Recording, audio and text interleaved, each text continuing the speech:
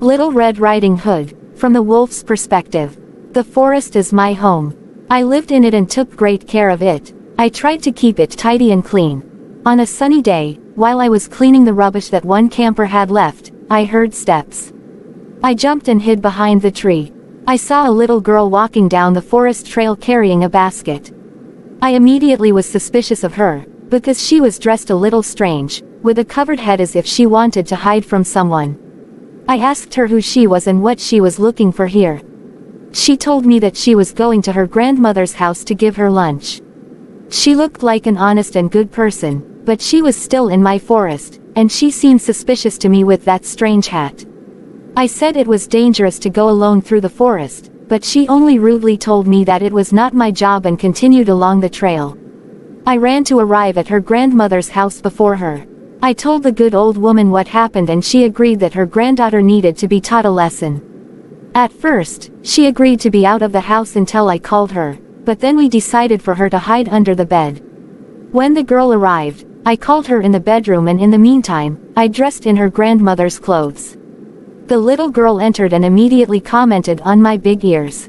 She had insulted me before, so I tried to explain that I have big ears so that I can listen better. At the moment when I wanted to tell her that she was a good girl, she started to talk about my big eyes. However, taught to turn the other cheek when I'm insulted, I told her that my big eyes serve me to see her better. The next insult hit me the most.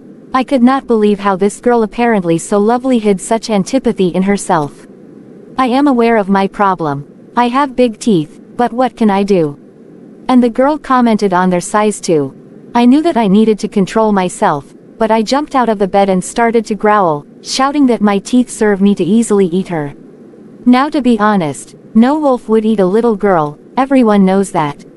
The little girl started running around the house, shouting, and I ran after her trying to calm her down. I took off the grandmother's clothes, but the situation worsened. Suddenly the door opened. A huge hunter with an axe appeared. I looked at him and I knew that I was in trouble. I saw an open window and flew out of there.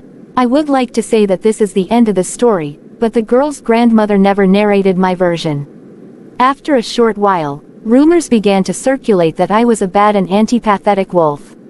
Everyone started to avoid me. I did not hear anything else about the girl with that ridiculous and strange hood, but after that event, I never lived happily ever after.